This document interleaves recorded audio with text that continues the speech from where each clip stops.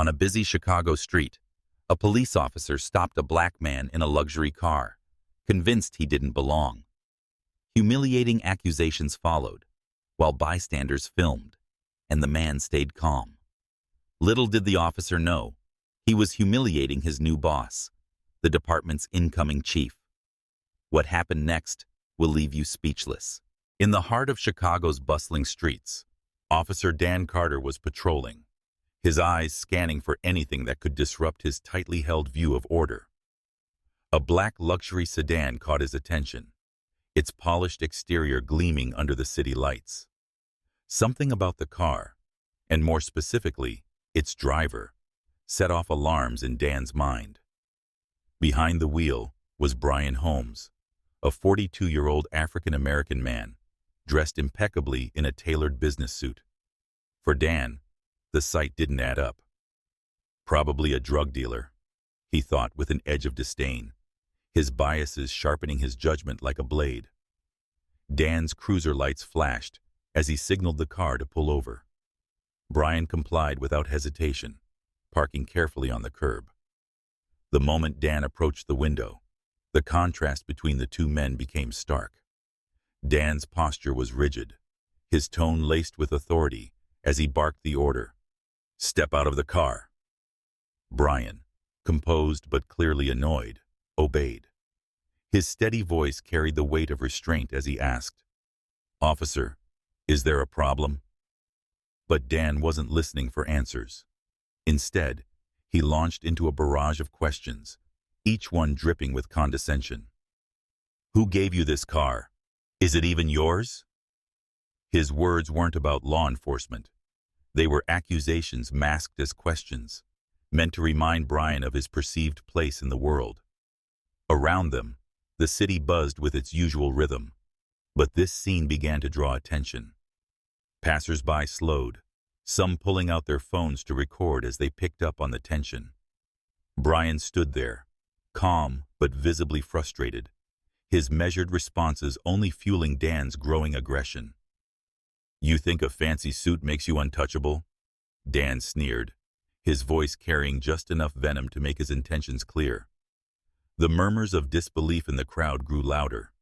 People exchanged glances, their unease mirroring the injustice unfolding before them. Yet Brian held his composure, a man choosing dignity in the face of humiliation. Little did Dan know, the man he was berating wasn't just any driver. He was the storm about to upend everything Dan thought he knew.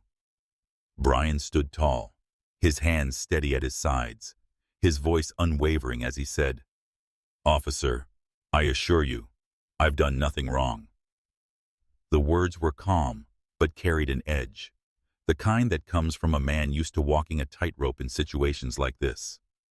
Yet, his restraint only seemed to provoke Dan Carter further. The officer smirked, his confidence unchecked.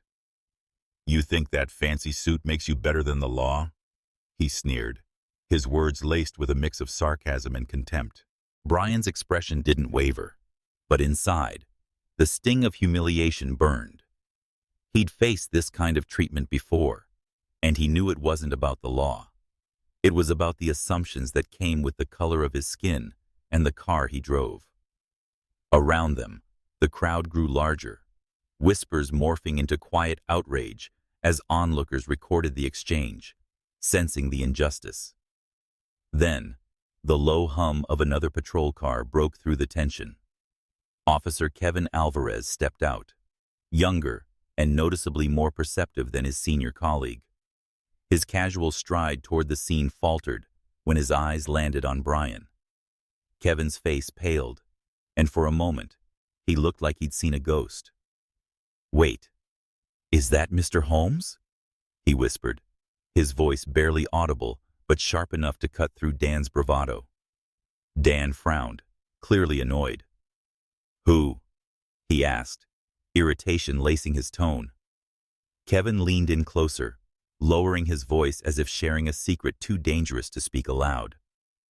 "That's Brian Holmes," he said, his voice heavy with the weight of what he was about to reveal. "The new chief of police for our department." Dan froze. The smug confidence drained from his face, replaced by disbelief. "That can't be true," he stammered, but Kevin's grave nod confirmed it. For a brief moment, silence hung heavy between them. Brian didn't flinch, didn't gloat, didn't raise his voice. He stepped forward, his steady gaze locking onto Dan's. "You're going to learn a lot about accountability, Officer Carter," he said, his tone calm but resolute, each word a promise that echoed louder than any shouted reprimand. The balance of power had shifted, and Dan knew it. The next morning, Dan Carter walked into the department's briefing room with a knot of dread tightening in his chest. The familiar space, which once felt like a sanctuary of routine and authority, now seemed oppressive, every step toward his seat heavier than the last. At the front of the room stood Brian Holmes, commanding the room with the kind of quiet authority that required no shouting, no intimidation. The new chief of police didn't just occupy the space, he owned it. The room fell silent as Brian began to speak, his voice steady and deliberate. "We are here to serve the people of this city," he said, scanning the faces of his officers, his words carrying a weight that felt deeply personal. "Not our egos, not our prejudices, not our biases. This badge is a responsibility, not a weapon." As Brian continued, he recounted the previous day's incident, not in direct detail, but in a way that left no doubt about what and who he was referring to. "When we fail to uphold justice, when we let our assumptions dictate our actions, we betray the very oath we took," he said, his gaze briefly sweeping over Dan, who sat stiffly in the corner, his face pale and unreadable. "I will not tolerate abuse of power or prejudice under my leadership. Not yesterday, not today, not ever." Dan sat in silence, each word hitting him like a stone. The humiliation from the previous day had been bad enough, but now the public nature of his actions, and the consequences, loomed over him like a storm cloud. He knew this wasn't just a warning, it was a reckoning. Later that day, Dan was called into his supervisor's office and handed the official notice: a temporary suspension and mandatory enrollment in ethics and bias training. The news spread quickly, making headlines as part of Brian Holmes's bold reforms. While some officers grumbled in private, others quietly praised the new chief's stance, recognizing the need for change. For Brian, it wasn't just about disciplining one officer. It was about sending a message. The department would no longer be a safe haven for discrimination. His leadership, though met with resistance by some, was being heralded as a necessary step toward restoring trust in a fractured system. Dan Carter, once so sure of his power, now sat alone, forced to confront the weight of his actions. A week later, Brian Holmes stepped into the auditorium of a local high school, his presence commanding attention, yet exuding warmth. The room was packed with students from all walks of life, their faces reflecting curiosity, hope, and an eagerness to understand the man whose story had captivated the nation. Brian stood before them, his tall frame steady, and his voice calm, yet filled with purpose. "Good morning," he began, smiling at the sea of young, attentive faces. "I want to talk to you about justice, equality, and something even more powerful, the belief that change is possible." His words carried the weight of experience, but his tone was encouraging, meant to inspire rather than intimidate. "The world isn't always fair, and there will be times when you feel like the odds are stacked against you. But I'm standing here today as proof that even in the face of unfairness, we have the power to make a difference."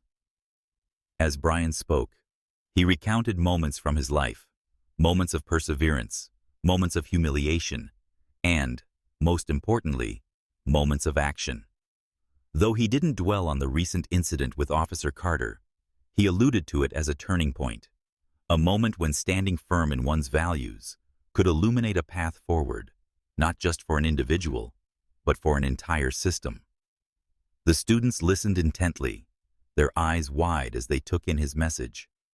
Some recorded his words on their phones, while others simply absorbed the emotion in the room. Brian emphasized the importance of standing up against prejudice, of not letting others define their worth, and of working toward a future where fairness and respect were not ideals, but norms. The story of Brian's encounter with systemic bias had gone viral, sparking national conversations about justice in law enforcement. For many, his actions had become a symbol of hope, a reminder that leadership and integrity could challenge even the most entrenched injustices. As he looked out at the crowd of students, he saw more than just young faces. He saw the next generation of changemakers, ready to carry the torch. "No matter how hard it gets," Brian said, his voice steady and filled with conviction, "never stop believing in the power of change."